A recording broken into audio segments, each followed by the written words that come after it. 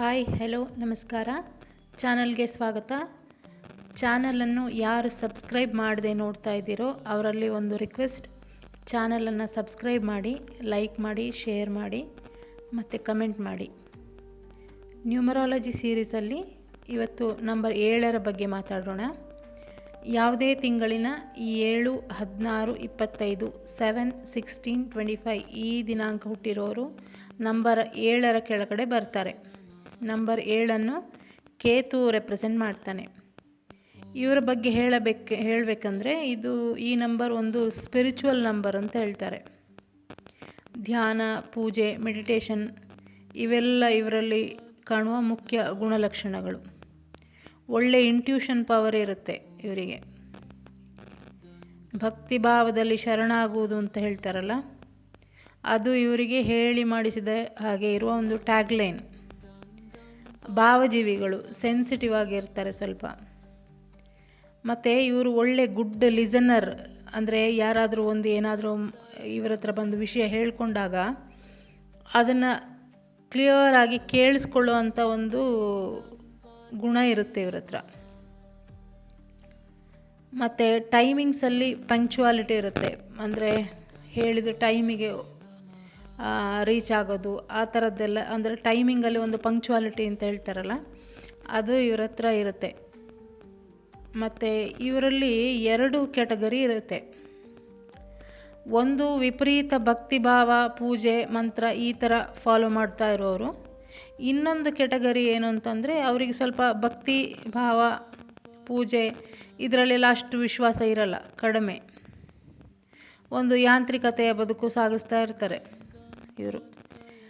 ಕೆಲವರಲ್ಲಿ ಸಿಟ್ಟು ಜಾಸ್ತಿ ಬರ್ಬೋದು ಇಂಥ ಇದರಲ್ಲಿ. ಮತ್ತು ಇವರುಗಳು ಒಂದು ಕೆಲಸ ಆಗಬೇಕು ಅಂತ ಮನಸ್ಸಲ್ಲಿ ಅಂದ್ಕೊಂಡ್ರೆ ಅದನ್ನ ಮಾಡೇ ಮಾಡ್ತಾರೆ. ಆಗಲೇ ಹೇಳಿದ ಹಾಗೆ ಒಳ್ಳೆ ಇಂಟ್ಯೂಟಿವ್ ಪವರ್ ಇರುತ್ತೆ ಇವರಿಗೆ. ಅದನ್ನು ಸರಿಯಾಗಿ ಯೂಸ್ ಮಾಡಬೇಕು ಇವರು ಅಷ್ಟೇ. ಮತ್ತು ಇವರುಗಳಿಗೆ ಜಾಸ್ತಿ ಕ್ರೌಡು ಅಂದರೆ ಅಷ್ಟು ಇಷ್ಟ ಆಗಲ್ಲ, ಸ್ವಲ್ಪ ಇಂಟ್ರೋವರ್ಟ್ ಅಂತ ಹೇಳ್ತಾರಲ್ಲ. ಮತ್ತು ಇನ್ನೊಂದು ಅಂದರೆ ಇವರಿಗೆ ಮ್ಯಾಥ್ಸ್ ಸಬ್ಜೆಕ್ಟ್ ಅಷ್ಟು ಇಷ್ಟ ಆಗೋದಿಲ್ಲ ಇವರಿಗೆ. ಬೇರೆಲ್ಲ ಸಬ್ಜೆಕ್ಟ್ ಓಕೆ, ಮ್ಯಾಥ್ಸ್ ಅಂದರೆ ಸ್ವಲ್ಪ ದೂರ ಇರ್ತಾರೆ. ಇನ್ನು ಇವರ ಕರಿಯರ್ ಅಂತ ಬಂದರೆ ಒಳ್ಳೆ ರಿಸರ್ಚರ್ ಆಗ್ಬೋದು, ಒಳ್ಳೆ ಸೈಂಟಿಸ್ಟು, ರಿಸರ್ಚರ್ ಎಲ್ಲ ಆಗ್ಬೋದು. ಮತ್ತು ಆಕಲ್ಟ್ ಸೈನ್ಸ್ ಅಂತ ಹೇಳ್ತಾರಲ್ಲ, ಅದೇ ಜ್ಯೋತಿಷ್ಯ ಮತ್ತು ವೈದಿಕ ಮಂತ್ರ, ತಾಂತ್ರಿಕ ಮಂತ್ರ ಇದರಲ್ಲಿನೂ ಕರಿಯರ್ ಮಾಡಿಕೊಂಡವರಿದ್ದಾರೆ, ಮಾಡಿಕೊಳ್ಬಹುದು. ಮತ್ತು ತಾಯಿಯ ಬಗ್ಗೆ ಅತೀವ ಪ್ರೀತಿ ಇವರಿಗೆ, ಈ ನಂಬರಲ್ಲಿ ಹುಟ್ಟಿರೋರಿಗೆ. ಮತ್ತು ಇವರು ಎಷ್ಟೇ ಕ್ರೌಡಲ್ಲಿದ್ದರೂ ಮನಸ್ಸೊಳಗಡೆ ಇವರು ಒಂಥರ ಲೋನ್ಲಿ ಫೀಲ್ ಮಾಡ್ತಾ ಇರ್ತಾರೆ. ಬರ್ತ್ ಚಾರ್ಟ್ನಲ್ಲಿ ಕೇತು ಸ್ವಲ್ಪ ಒಳ್ಳೆ ಪೊಸಿಷನ್ನಲ್ಲಿ ಇಲ್ಲದೆ ಹೋದಲ್ಲಿ ಪದೇ ಪದೇ ಬ್ರೇಕಪ್ ಆಗುವ ಸಾಧ್ಯತೆ ಇರುತ್ತೆ ಇವರಿಗೆ. ಮ್ಯಾರೇಜ್ ಲೈಫಲ್ಲಿ ಒಂಥರ ಡಿಫ್ರೆನ್ಸ್ ಒಪಿನಿಯನ್ ಅಂತ ಹೇಳ್ತಾರಲ್ಲ, ಆ ಥರ. ಗಣೇಶನ ಆರಾಧನೆ ಇವರಿಗೆ ಒಳ್ಳೆಯದು, ಶಕ್ತಿ ಆರಾಧನೆ ಒಳ್ಳೆಯದು. ಶಕ್ತಿ ಅಂದರೆ ಅದೇ ದುರ್ಗೆ, ಆ ಥರ ಯಾರಾದರೂ ದೇವಿ ಶಕ್ತಿ ಒಳ್ಳೆಯದು ಆರಾಧನೆ ಇವರಿಗೆ.